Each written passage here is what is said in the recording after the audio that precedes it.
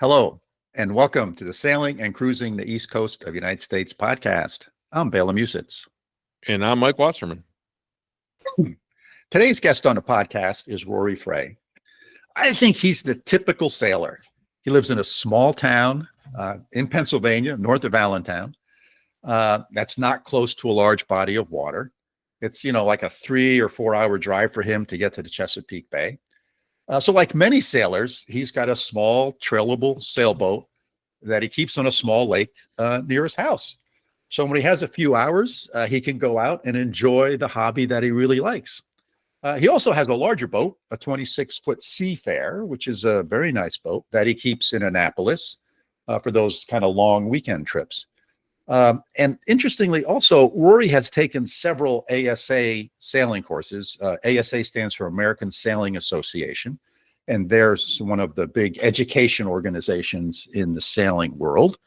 And he's been out on some charters. So in my mind, he's really sort of the typical sailor, one that enjoys the sport.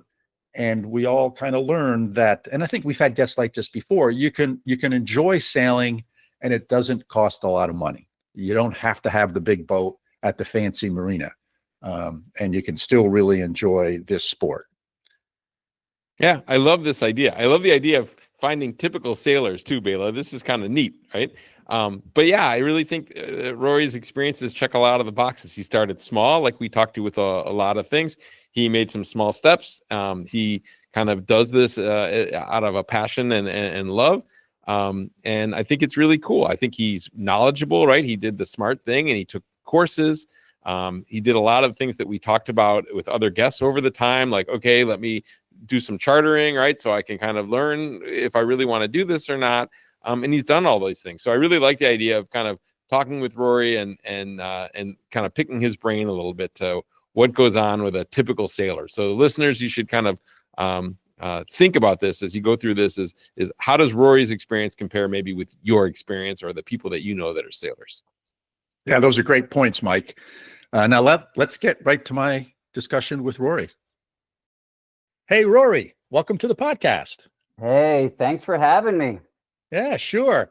So you reached out to me, and you sent me an email, and we always love getting emails from listeners, that's for sure. Mm-hmm. And in that email, you told me a little bit about your sailing background and on how you live relatively close to a small lake in Pennsylvania, in the eastern part of Pennsylvania.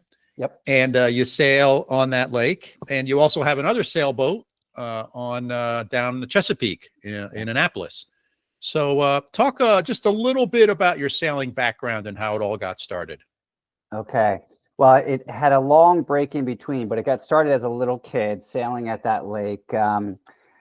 I don't even know the exact age because I think my father had it before me. So it was probably early 80s. He had one of those, I think they're like AMC Sunfish, just a single. Oh, sure. Yeah. Just like a styrofoam little boat, right? And I picture him, I have to help Dad put the boat on top of the car or the van or whatever it was. And we'd go have a picnic at the lake. And then he would just take turns grabbing a kid. I was one of three, go on the boat with Dad and tack around on the lake. And just it didn't even really have like a cockpit, right? It was just a little well on top, and he would tack around this lake. And this was a man-made lake.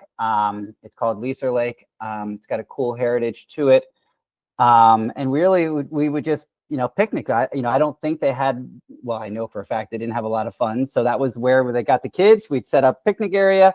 And I must admit, my dad has since passed away, but guilty as charged. I just wanted to flip the thing and go swimming. I was less interested in sailing. I was like, Dad, can't we just, knock it over and go swimming? But yeah, that's really my earliest, like I say, that was in the 80s where I started sailing with my dad. And so sort of how old were you during that period of time? You will learn through this conversation. I don't really think much about age because I don't really know how old I am now. But I was probably in my single digits and then crossing over into double digits. Yeah. And before we started this call, you told me there's a little bit of a history with that lake. Yes. Yeah. And I actually didn't remember the gentleman's name, but so it's called Leaser Lake, and you can search it up. And it's basically, as the waters came off the valley, off the mountain, created a valley, and it was a deep valley there, and they wanted to make a recreational area there. And so they flooded in the 70s and made this small lake for sailing only and electric motors only. But what I learned as a child and learned recently as I would take people hiking there is it's Frederick Leeser. And again, please fact check me all you want. But apparently this gentleman was one of the patriots that took the Liberty Bell. So they traveled the Liberty Bell from Allentown, PA. There was a church that it was stored hidden in the basement there. And they took it by wagon up, it would be northwest to Leeser Lake, to where this gentleman had property. So they would have traveled through the lake. And if you go to the lake now, on the south side of the lake, you'll see a monument and a flag to this gentleman. And then ironically, where they actually put the bell, I actually worked for the gentleman who bought that property. He had a vineyard winemaking business, and that's where they hid the bell. So yeah, it's all part of that area. It's a little bit west of a town called Nutripoli, PA. Yeah.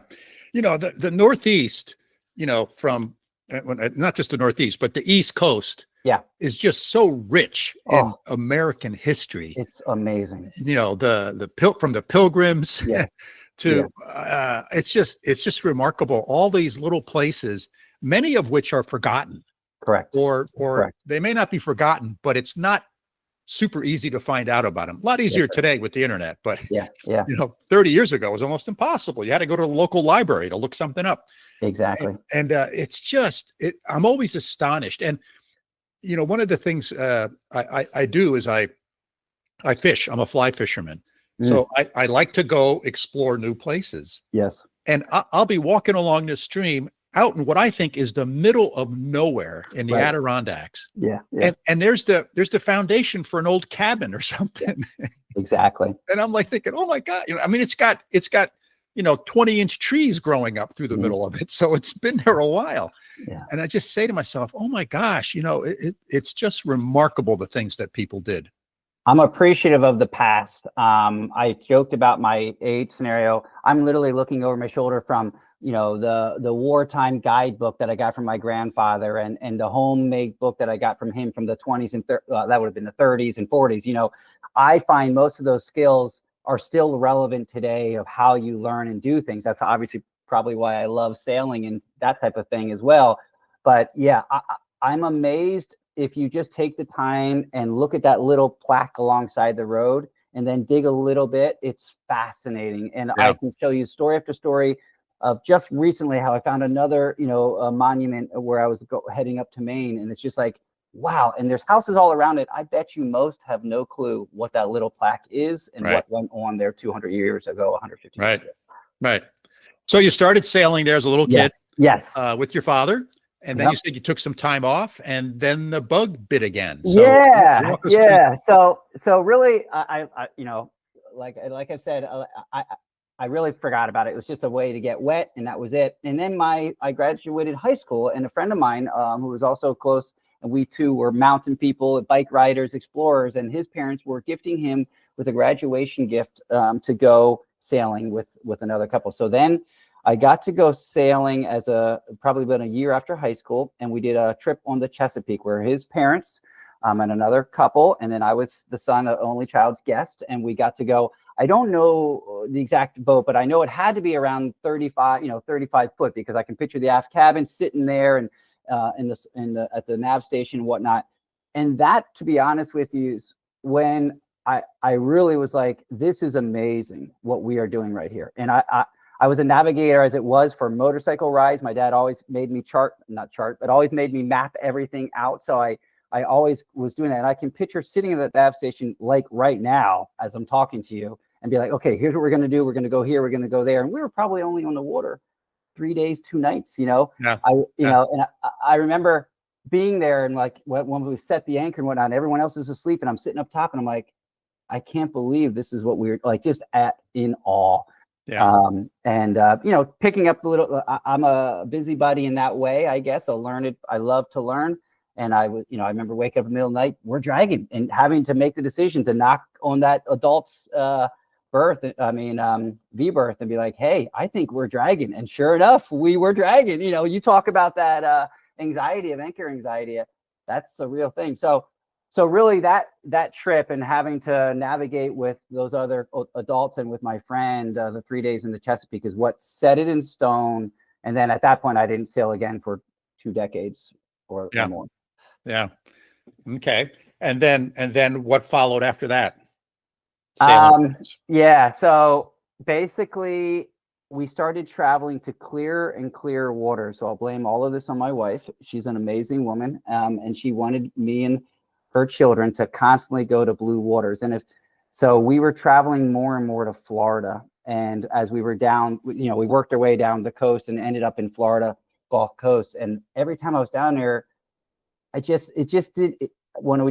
see the sailboats. I wanted to do sailing. I didn't want, we'd rent a motorboat and I'd go ICW and St. John's along on the East Coast, etc. And I'm sorry, it wasn't doing anything for me. So I started becoming a couch sailor watching YouTube in the 2018, 2019 period. I make no excuse for it because that's exactly what happened. I started just dreaming by watching others, and I'm in a profession. I teach others, so I'm like, I want to learn. How do I learn? So I started looking up like the ASA courses and the different ways to get educated. And my wife just said, "Well, go do it." And I actually wrote down the date because I forget the dates, but basically it was March 2020. I did the full immersive, ASA 101 through 104. Yep. So I did the immersive trip with Reef Runner Sailing Captain Jeremy. Amazing trip and multi-day on anchor at Slip down in Key Largo on a Pearson 31.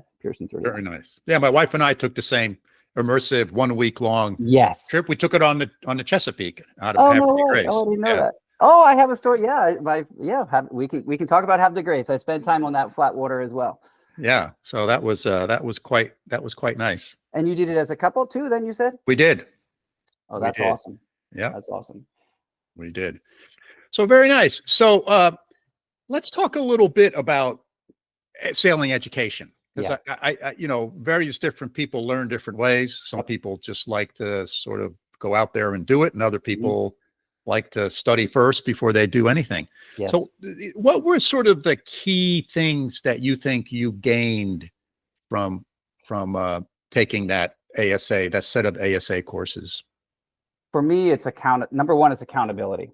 Okay. So I'm accountable for the safety of my family first and foremost as a father, and I'm accountable whether I'm on a car or motorcycle, whatever. I'm always accountability. I want to be accountable, and I think to those around the lives that I'm accountable for, right? Or if I'm a mate or helping somebody. So I believe that the ASA course helps you to get what you should be accountable for first and foremost. So it lays out whether you do it right, whether you apply it right is irrelevant. It lays out these are the things you're accountable for the safety of the lives on board. So that's just what jumps out at me. And there's multiple, obviously, many theories around learning, but number one is that it helps me to be accountable. And then I thought the ASA, as far as that curriculum, and there's lots of ways to go through this, understand. But as far as that curriculum, I think it laid out, here's what you're accountable for, and then starts to break it down from there. I don't know if that answers your question correctly or not, but that's what I think about that. That was just a great answer, Rory. that was really good, right? I've never heard anyone articulate it like that before. But I think it was that really sort of, as you were saying that, I'm going, that's what it is. And I think you've heard me talk about sort of, when you're the captain of the ship, yes, man, there's a burden. I can't describe it any other way. I think you're spot on. Responsibility, right? Because man, I feel that responsibility. And yes. You don't, and there's a lot involved in sailing. Yes. And when things are easy, it's really easy. Yeah. But man, it can go quickly into something that maybe is unexpected. And then you need, oftentimes there isn't time to think. You can't take, let me go find the book and figure out what I'm supposed to do here. Yes. You sort of need to respond. And So I think that's one of the things that I take very seriously, and I think everyone should, and not just in sailing, but maybe in other parts of life too. But that's a whole nother story. Yeah. So that's good. And that's what I appreciate about you. I want to plug you real quick here, but that's what I really appreciate about, because you understand the reality of it. And I hear that by you and your guests and the different questions that are asked. But I think that is one of the things that I don't think people realize. If I'm knocked out, all it takes is 2 inches of water, and I'm in trouble. I'm 5'11". If I'm upright, it only takes 5'10", or actually I'm doing the math wrong, and I'm in trouble. Like, I don't think people take it serious enough, whatever the thing is. And in this case, sailing. Sorry to interrupt you. No, that's perfect. That's perfect. So you took this ASA course, and did you have a boat at the time or no? No, sir. No, and to be honest with you, I was thinking about as we were talking about getting together. No, I did not have a boat. I didn't even have my smaller, because I did get a smaller boat to play on the lake. I got, and I think I got that after that as well. So I had no boat. I said to I still had another hobby that was taking up a lot of my time, which was motorcycle. So I still didn't have a vessel, and I would just rent when I needed power boats and had no sailboat. And I also learned, because the boat that we used was a Pearson 31, which I'm assuming is around 31, 32 feet. I also learned that's a great size vessel so I started to look, I guess that's really where I started to look like, okay, I can do this. My wife wanted me to really become that person and then just take her along. She really didn't want to be crew. And still to this day, that's not her thing. She likes to be taken places, which is awesome. I love to do that. So I was started to hunt for a boat around that time frame after I got back. When I had plenty of time to do it, because if you correlated the dates, I was literally we got up the lockdown right when I was trying to get back to Miami and then get back to where I live in Pennsylvania, right when things were locking down. Oh, wow. Timing. Yeah, timing. So what did you end up getting? So first I got a smaller vessel just to play on that lake. I got a Hunter 14.6. Basically, it's the Hunter 15 that I still think they make today. I chose that because it has a little small head sail, so it has all the same mechanics of everything, every monohull from that point larger. So you can learn the points of sail. And I sail that still to this day, very periodically. Actually, my one youngest boy likes to sail it more than I do.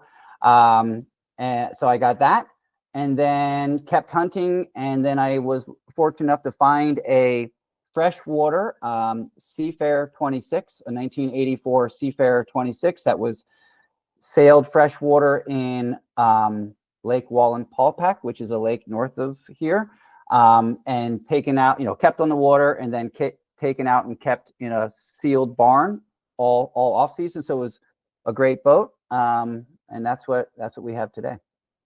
Right, and that's a pretty traditional design boat, if I remember correctly. Yeah, so I'm no expert in all the different types of designs, but yeah, I mean, it's got a deck step mass, so that you can, because of the size. So it came with a trailer. I trailered it to the property, worked on it before I splashed it. Yeah. But it's just traditional. The hank on sail and the force sail is equal to the top of the boom, and has all your traditional standing rigging. It's got a 4.5 foot, not wing keel, but spade keel. I'm sorry, standard keel, and then it's a skeg hug rudder, just a little bit of a skeg that comes down, skeg hug rudder with, this version that I have has the wheel helm. Nice. And so where do you keep that? So I keep that on Back Creek, which is right. It's just one creek. We still call it Annapolis, but it's in Eastport. Eastport is obviously just a stone throw away from Annapolis. They just did a tug of war this past weekend between the two. But I keep it on Back Creek in Annapolis. Oh, very nice. So how frequently do you get down there? I try to go down at least every 2 weeks. Nice. It is a 3-hour drive, but but to be honest with you, we were trying to think of where to go, and we first looked at Havre de Grace because that's only like an hour and a half at the top of the Chesapeake there, the bottom of Susquehanna, and I sailed there, but I wasn't a fan of, because you're really restricted. I don't know if you're how familiar you are, but it's really flat. And back to the history, right? That was going to be our capital until the Susquehanna flooded and flooded that whole area. But it's because of that, it's very flat water, except for the channels that come up from the Susquehanna down. It's very hard you got to sail in a channel and that's it. And you can't go anywhere else. So we decided to go further down. And the only complaint is the 3-hour drive. I just did it yesterday. I was just down there. But man, once I'm there, I am free. And I feel like I'm in a different part of the world. Yeah. Yeah. That's very nice. So we chartered many times out of Rock Hall. Okay. Which is basically across the bay from Annapolis, a little further north, but across the bay from Annapolis. Mm-hmm. And that's just such a great place to sail. So many places you can drop anchor, all these little kind of creeks and bays, and many of them very well protected. Yes. And it's mud, so it's good holding. Yeah, if you do hit, it's not a big deal. And it's just a great place to sail. Well, that's wonderful. So do you guys go down there as a family and stay on the boat and stuff?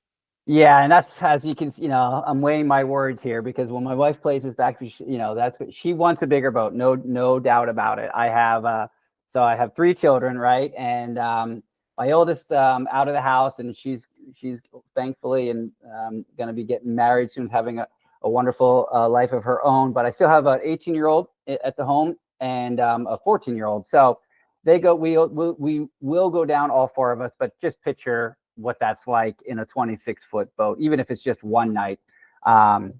It's kind of cramped. But yes, we go down either all together, but or I'll go down as just her and I, or take turns and take one of the boys with me. They're both excellent. I mean, they haven't done it independent yet, but my youngest actually has his PA license, and he's a really good mate, to be honest with you. My oldest is extremely responsible, and he would keep everybody safe and accountable. So they both have their styles that they play off of, and they're great on the water.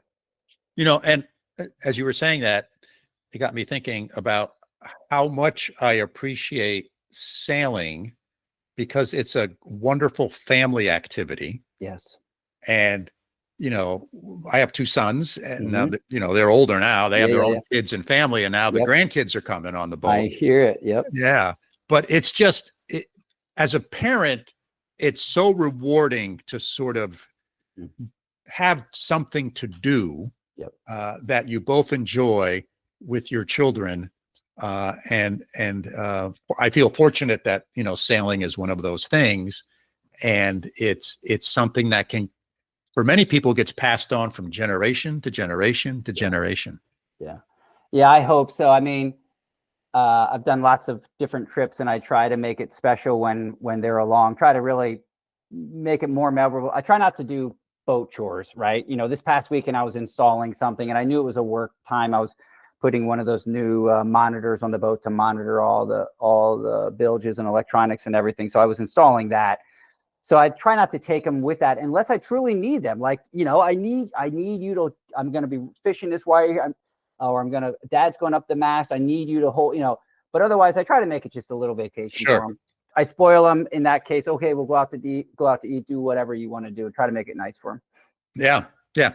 Now, in your email, you mentioned to me that you also did some sailing down in the Keys, I think, in the Gulf. Yeah. Talk a little bit about that.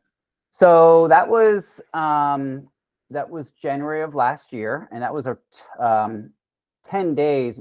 It was 300 and some miles of sailing, but because we went from St. Andrews, Panama City.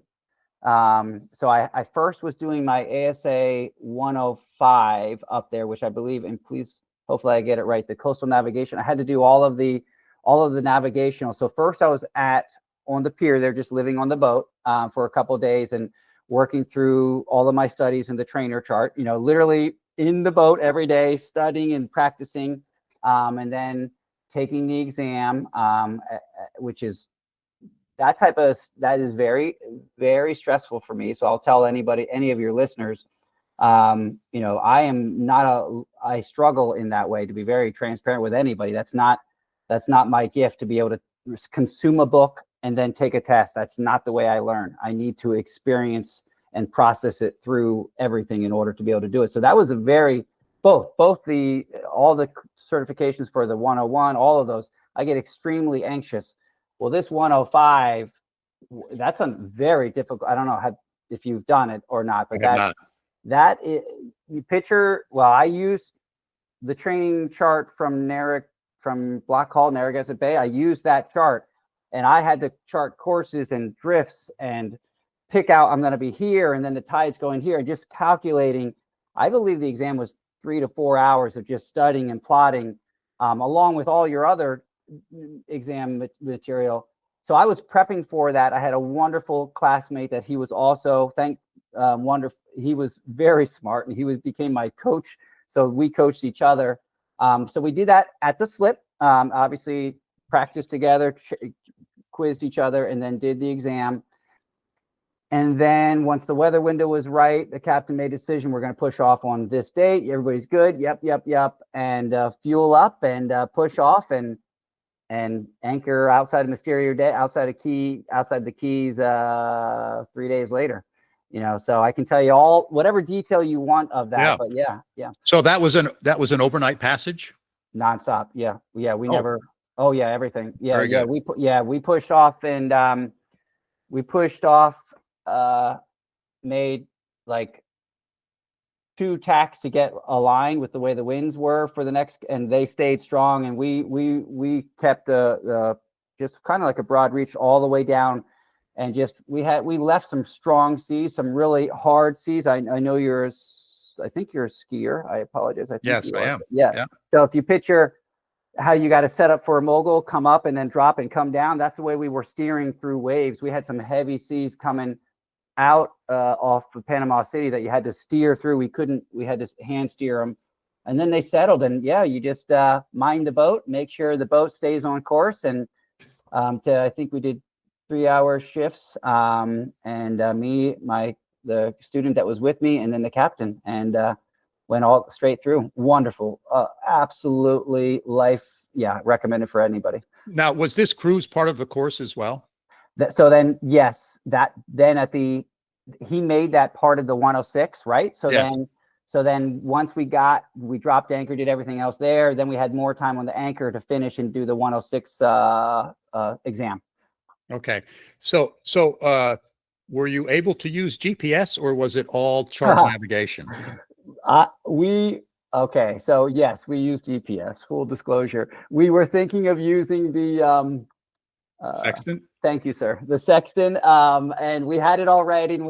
But believe me, when you're out in the water, you're busy. We did not do that, but we were charting with paper and just double checked ourselves, and we were using GPS. So the charting that we did for 105 was more fictitious charting, using, like I described to you earlier, on the trainer charts.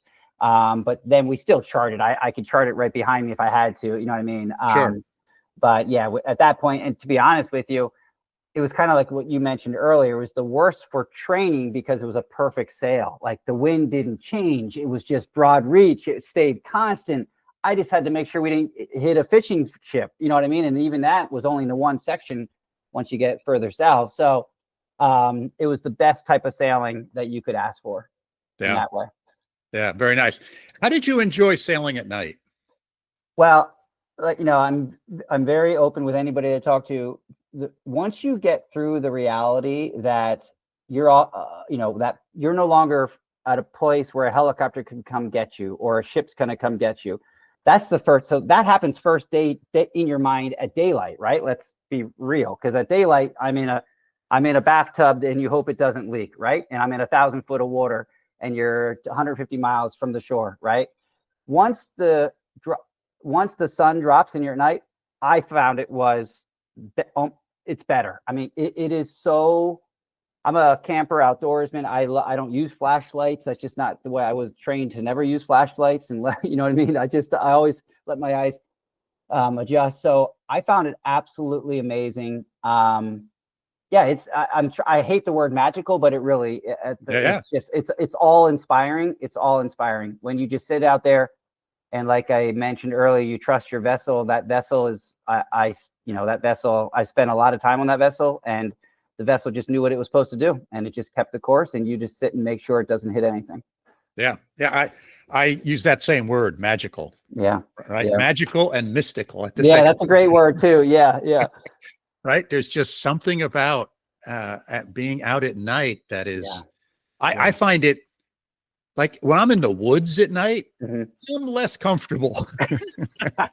It's all what type of woods, right? Yeah. I mean, there's bears, and, I'm less comfortable.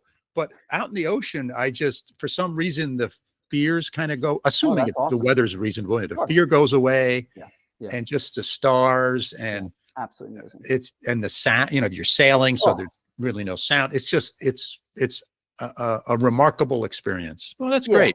Yeah. I mean, staying coherent, right? I mean, let's be real. I'm a human. I got tired. They're snoring away, obviously they're not sleeping that soundly, but you're on watch. And, my position was I'd lean against the companionway, one of the sides there, right? And I'd just be watching, and I would just check over, check the course, and you're just doing that every 15 minutes. And once in a while, Splash would come over and wake you up with water. You know what I mean? And it is the biggest challenge is staying coherent, right? And staying because it puts you to sleep. That to me is the only challenge. Yeah, that was hard at times.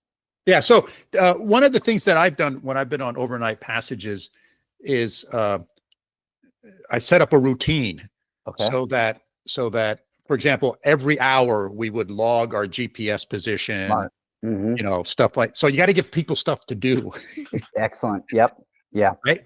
And did you guys have something like that, or was that was formal and structured in that way? Well, like I just mentioned, the 15-minute scenario. So he recommended the 15-minute timer on your phone just to check yourself. And then that's when you would do, check the sails, check the course, check all of your sites. So it really wasn't more fancy than that. But he didn't require us to log at that point. So good, bad, or indifferent. But we did have to check everything. And make sure you had your routine in that way. And he wanted us to use 15-minute timers on our phones just because it's easy to nod off, right? And that way everybody, was on. And we also did have, you could obviously sit up there with the person, whoever's on watch during those times.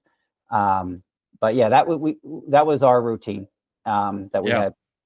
Yeah. So you had 3 people on the boat. So you said 3 hours on, 6 off. Is that that sounds right? Yes. Yeah. Yes. And did you guys have a watch schedule during the day as well? Oh yeah, we kept the same routine. Yeah. I apologize if I wasn't clear. Yeah, whatever that. Yeah, I forget it's funny because I can't remember my logbooks on my boat, so I can't tell you exactly. But yeah, we kept the same routine all along, and that way you kept your rhythm. That way. Yeah. I'm the same way on passages. We would, 3 on, 6 off if there's 3 people. And when there's 2 people, I've done 4 on and 4 off, which I found to be a challenge. 3 on, 6 off. I could make it work. Right. But 4 on, 4 off was tough for me. But regardless, we would keep that up 24 hours a day. So you had very specific times where you were not on duty. And if someone needed you, of course, they'd come get you. But you could go rest, which for me was always very important because I always tried to make sure I was rested. Because as I've said in the past, you never know when you have to stay up for the next 10 hours. Excellent. I agree. Yep. So I don't want to start that. I have to stay up for the next 10 hours exhausted. Yes. Yeah. Right. Now the just a little twist to that story, both myself and my co-mate, not the captain, but both myself and the co-mate, we were sick as dogs the first 12 hours or so, but we still did our thing as if it didn't occur. So we kind of laughed together through it, and there's, I'm happy to share different techniques that we did. We got through it, but I think hindsight, the captain was nervous for us, but he didn't tell us that, but he was watching really closely. So he may not, even though we were on watch, he may have been just watching everything anyhow, in all fairness. Sure. Yeah. So speaking of seasickness, so did you take any meds with you? I did not. And I know when I was in the Keys, the first time I did, I forget the stuff you just get the over the counter. Dramamine is for the over counter stuff. Thank you. But because I was already on the water so much, because it was extremely rocky at the dock because there were serious winds there, and I felt like I had my sea legs. That's what surprised me, because I was already on the water, sleeping, and I was on the boat doing all my writing and computer for 3 or more days. So I actually assumed I had my sea legs. And then it was pretty rough, and I was fine steering too. That's just, as you know, like, keep it, when I was steering, I was fine.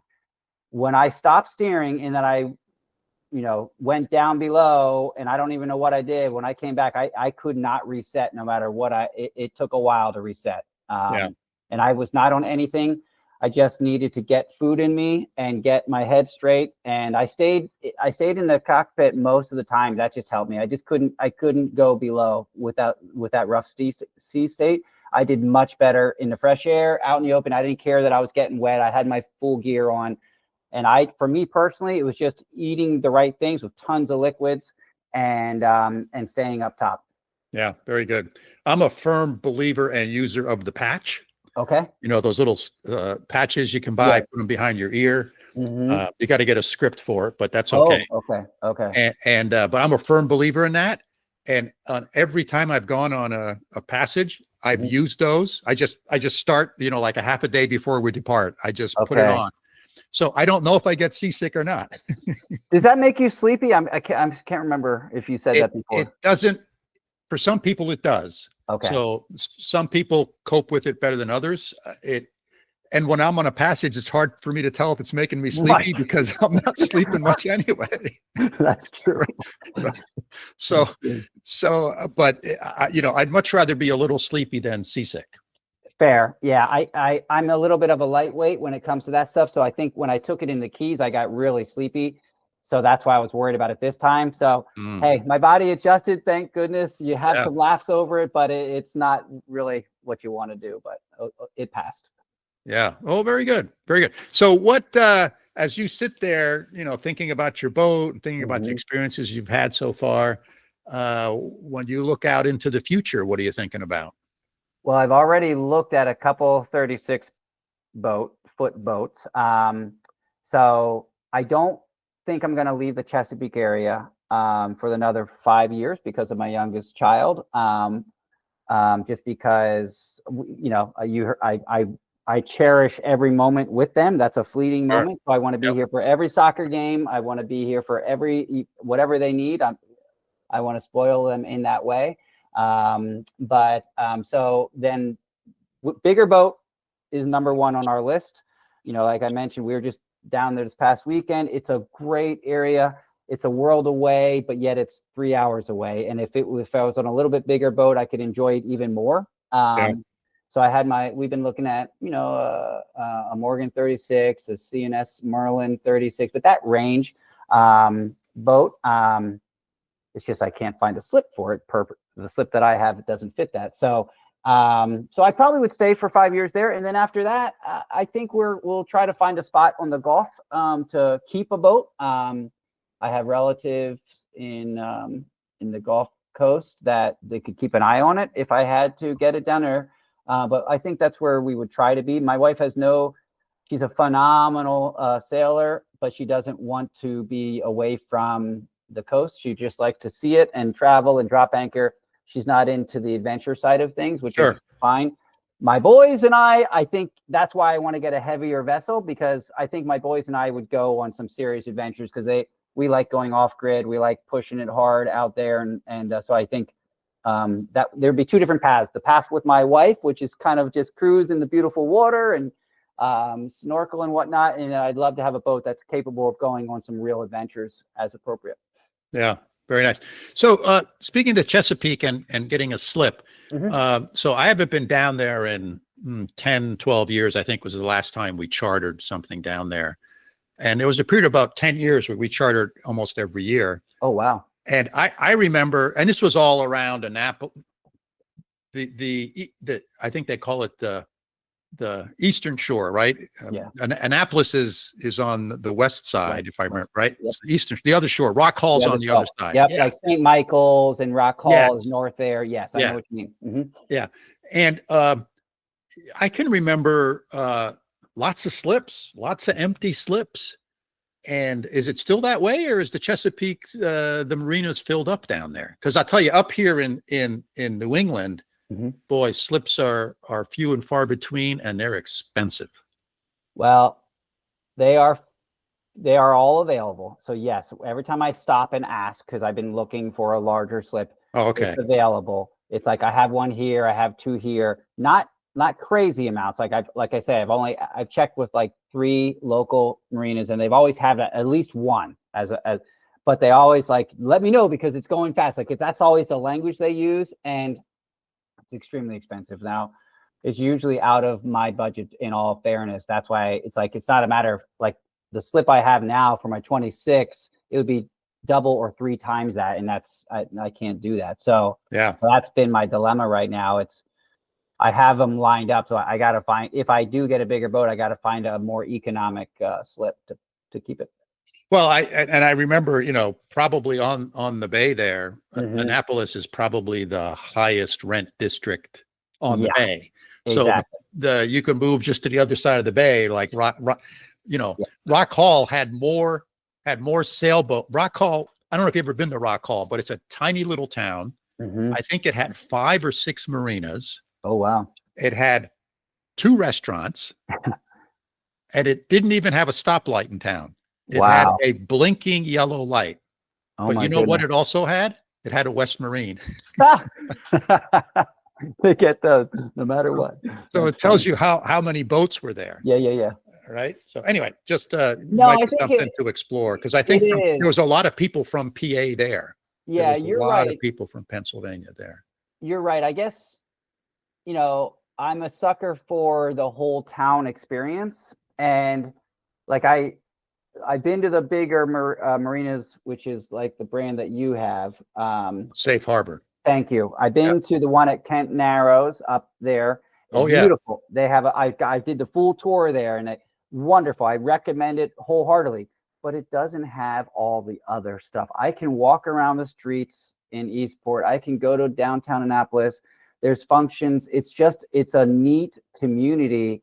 And the other part is, I will not name drop, but my boat neighbors are people that are the 1 million followers on YouTube that travel the world and do 20,000 miles. They're literally my boat neighbors. Like, it is the caliber of sailors that are around. Yes. I'm blown away. I'm extremely humbled when I'm like, that's so-and-so's boat. It's like that. And you dinghy up and they're like, hey, how's it going? And it is amazing, the caliber of sailors. And please, I know they're everywhere. It sounds a little bit arrogant to say it like that, but you run into sailors there that literally just got done circumnavigating the world. Yeah, and they pull in there. Well, it's like where I am. I'm a 3-hour, 2-hour sail north of Newport. Oh, but yes. You go down to Newport. Oh, yeah. And it's the same way, right? Yes, sir. Yeah. The boats you see and the people you meet and interact with. And also the slips are twice as expensive. Yeah, exactly. But the nice thing about being in a place like you're at is that for me, pretty much the boat is the destination. Amen. There really is no other place. I can't walk downtown. I have to get in a car to go to the grocery store. Yeah. Yes, my son and daughter-in-law and their child live close by, but it's the boat is the destination. But when you're in a place like you are, you have the boat as a destination, but also where the boat is a destination. Yeah. So it sort of gives you a much broader selection of activities you can do. And sometimes when you bring guests, if they're out sailing for 4 or 5 hours, that's enough for them. Yeah, that's a good point. right? Yeah. So now Yeah. you have a place that, you know, you can go back to the slip, you can walk downtown, go to Yeah. a restaurant or sightsee or whatever. So Mhm. there's a lot of value to that. I think that's really an interesting way to think about it. And that's why Eastport's so nice. Yeah, yeah. Well, I shouldn't be saying this because now I'm putting on this YouTube. Now everybody's going to want to come to Eastport. But yeah, I'm blown away there. And I know that you mentioned this. I just shout out to my slip partners. Like, they are the friendliest people ever. Like, and I wouldn't know the caliber, because they don't just say, I'm so and so and I've done this, that, and the other. No, they're like, hey, what can I help you with? And you're talking to them like, do you know anything about? Oh yeah. And it's like, this person ran this company. You know what I mean? This whatever this, or they have 30 years, and it's like, oh, they know what they're talking about. And they are so humble, so helpful, and these are professional level of all sailing and the marine industry, and they just help. They help. Yes. Just some goofy guy from Gurmansville that doesn't have a clue. Yeah. No, and I'm very thankful for those people. And yes, you know, I think that's one of those things that I've talked a lot about on this podcast, with how sort of giving the boating community is. agreed. And it's astonishing. So, hey, we've been chatting for 45 minutes, almost 40 minutes or so. Is there anything I haven't asked you that you'd like to share with our listeners? You talked about bringing in children, and I think that's an interesting piece. I'd like to just, like, I take other trips out without my boat, and I just I didn't mention that. Like, I would take them because I don't want them to just learn from me. I don't want them to learn from the captain that I connected with. So we've done like I lied to you, 3 other trips where we just charter a private captain to take us somewhere. And I know it's hard based on this conversation, I try to just be quiet and just let them learn what they want to learn. So I've done, like I said, I've done it in Barnegat Bay. I've done it in others in the Chesapeake. And I just got back with my oldest boy in Friendship, Maine. And I just, hearing him tell the story is priceless. And giving your children the opportunity to learn from other people, I think it's paid me I want to keep doing that. I don't want to even, I want them to learn and experience from you, to sail somewhere. Like, I feel that having your children learn from everybody is wonderful, or just regardless if they're your children or not, just being able to learn from anybody, you're always going to get a nugget that will help. Even if it's something that you don't want to do, you learn it either way. Yeah. Well, that's a great point. In many of these things, and I think in sailing is certainly a great example of that, having experience with multiple sailing partners, let's just call it that, whether it be an instructor or whether it just be a friend that you go sailing with on their boat. Right. I always come back and have learned something that I never thought of doing it that way. That was really clever. Yeah. Right. There's just so many examples of that. And if you don't broaden your experience base, then that doesn't happen. Correct. Right. So like your children, if they only learn from you, they're going to make all the same mistakes you make. Exactly. Right. But that's really a great point. I'm glad you brought that up, to sort of make sure. And I always, when I have the opportunity, and I always say to people, even at the marina, hey, if you're moving your boat and you need a crew person, smart, I'm happy to come along. Yep. And because I know I'm going to learn something, I'm going to get a new experience, and I'm going to see ways of doing things that I haven't experienced before. So that's great. Yeah. And with kids, that's even more important. Yeah. Seriously, I agree. And I tell them all the time, I don't care if you never sail again. I just want you to have a good time, and maybe it'll spark something else. You know what I mean? And I had pictures of him looking, and you could see that wonder in his eyes looking, and he's like, and then he turns around and he's like, I could come back here, Dad. And I'm like, success, paid for. You know what I mean? Whether he's with me or not is irrelevant. It's the fact that he wants to get out there, explore, learn, and we have a wonderful world that we've been given. Take advantage of it. Yeah. Excellent. Hey, that's a great way to sort of wrap this podcast up. Rory, I really appreciate you taking the time to be on the podcast. You've been a wonderful guest. Thank you so much. Thank you so much for having me. You betcha. Yeah, really cool interview, Bela. I agree. Kind of a typical sailor. What were your big takeaways? I loved his sort of story about learning to sail with his father. And one of the reasons that I really like sailing, there's not a lot of activities that you do or can do that have both sort of an adventure component, a sort of skills component, and a social component. And sailing, you can sort of combine all of those things into one.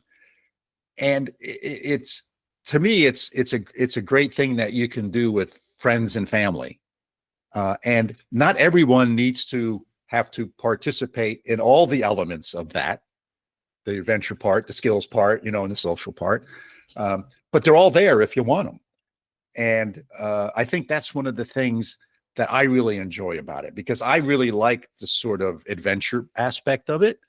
I like the skills and the knowledge and trying to figure out all these various things. How am I going to get from point A to point B when the wind's blowing in the wrong direction? And I like the social aspect of it. And so you can do all of those things going out for a 3-hour sail on a small lake. You don't have to cross an ocean to experience all of those sort of elements of sailing. And I find it to be a great thing to do with friends and family. So that to me, Rory sort of reminded me of that in our conversation of those elements of sailing. And it got me to sort of internalize why I enjoy it so much. Yeah, this is cool, Bela. And I was thinking about this too. And I kind of thinking back what we've done over 120 of these episodes. And there really are some common threads that cut across these episodes. And I do think that the conversation with Rory kind of spurred this to crystallize a little bit in my brain what this might be. So let me run this by you and see what you think. So I think at its core, sailing relies on you as an individual, right? It's your boat when, it's your sailboat, right? Or you're the captain. You're in charge. You're responsible for the health and well-being of your crew and passengers. You're responsible for the safe operation of the boat. You're responsible for following the rules and the regulations and the laws, so you're not a danger to anybody else that's out there, right? At the center of it, you need to know the machine that you're in and the environment in which you're operating. But then the second level of this core, right, is, again, what I've seen with you and your boat and your family, and we've heard so many times, like today with Rory, is that the core of your sailing experience is shared with your family and friends, right? So you're this individual, but you sail to connect with family and friends. And it's this inherently social activity for a lot of people. I realize there are some solo sailors and things like this, but most of the people that either I've met or seen or that we've talked to are doing this to be with their family and friends, right? Partners, kids, grandkids, we've seen it all. And then the next layer in this kind of this sphere is the sailing community, which, as we've learned many times and we've heard again today, is a positive and important part of, especially an extended sailing excursion. But people who are joining their local sailing clubs, people who are walking on to a local marina, people who are getting tips and advice and offering tools and help when they're parked in a marina somewhere, that this outer layer of the sailing community is also super important. And I love how Rory's storytelling kind of started with his core and really extended through these layers of what I see as the whole sailing experience. So maybe that's a little bit cheesy, but this was kind of what I was envisioning listening to the conversation. Yeah, I don't think it was cheesy at all, Mike, because I think you and I said the same thing, but in different ways. So I think that's really, to me, the sort of takeaway and the reminder from my conversation with Rory. I think it was really, really good. And, I think I also loved his approach to sort of learn. So you're well prepared. It goes back to that responsibility that you were talking about. I'm responsible for the people on this boat. I'm responsible for making sure I don't sink the boat. And so there's that responsibility. And education is an important way of sort of knowing that you have the knowledge and skills to be able to take on that responsibility in a way that's going to keep everybody safe. So I can't overemphasize that. And, Rory and I reminisced about, we took a lot of the same courses and things from ASA, and those were great. And, there's one of the nice thing about a lot of these courses that are offered by ASA and others is that they sort of have a book piece of it or a knowledge piece of it that you can learn from a book or watching videos or a classroom. But then there's also a doing piece, which is you actually get to do it. Like the course that Rory took and I took, you're on a boat for a week with the captain. So it's immersive, as they say, right? So that's all really good. And I think that was another a wonderful point that came out in our conversation. Yeah, I agree. This idea of preparation and education, courses, and all this stuff, this has been such a consistent theme through everybody that has gone on these amazing adventures. And this has been an inextricable part of a successful trip is education and planning. So hopefully our listeners are following this approach. And if you're new to sailing, that this is something that you should really be starting with. This should be the foundation, is education and preparation. Anything else you want to emphasize from your talk with Rory? Oh yeah, that reminds me, Mike, there's one other thing. Speaking of education, right? Because this is sort of education, but not in its formal sense. And that is sailing with other sailors, or going sailing on someone else's boat.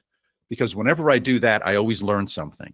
They do something different than I do. They rig this thing different than I do, or they dock their boat differently. They anchor their boat differently. And I think that's part of the great experience as well, in learning from others on how they do things on their boat, or inviting them onto your boat. And then they'll say, hey, I do it this way. Why do you do it that way? And you have this conversation about it. And so I think that's a valuable experience that I also greatly appreciate when I get to sail with others. Yeah, I totally agree. And Rory really crystallized these kind of social elements on one hand and the learning element on the other in a very eloquent way. So yeah, what a great guest. Thanks for doing the interview, Bela. Yeah, time to wrap this one up, Mike. Yeah, agreed. Listeners, thanks for joining us for yet another episode. And we hope that, like us, you found the conversation interesting and thought-provoking. As always, if you have questions about what we've discussed, please get in touch with us. Our email is sailingtheeast, that's all one word, @gmail.com. Hey, and finally, if you enjoyed that podcast, hit the follow button on your favorite podcasting application and tell your friends and other sailors about the podcast. We'd love to grow our listener base. And, here it's November 7th. We're recording this. And it's, let me look, 62 degrees outside, Mike, here in upstate New York. So it's pretty warm, and it makes me think that, gee, I should go sailing. But I know probably in a few days it can easily be 32 degrees and snowing outside. So hope to see you all soon out on the water. Maybe May or June, several months away. But until next time, take care and fair winds. Yeah, and from over here in Münster, Germany, where it is definitely cooler than it is there, I think it's got to be, doing the conversion in my head, probably about 40 and drizzly and gray here. So it's not sailing weather here for most people, but I'm sure some people would. But anyways, thanks for listening, and look forward to seeing you and everybody else next time.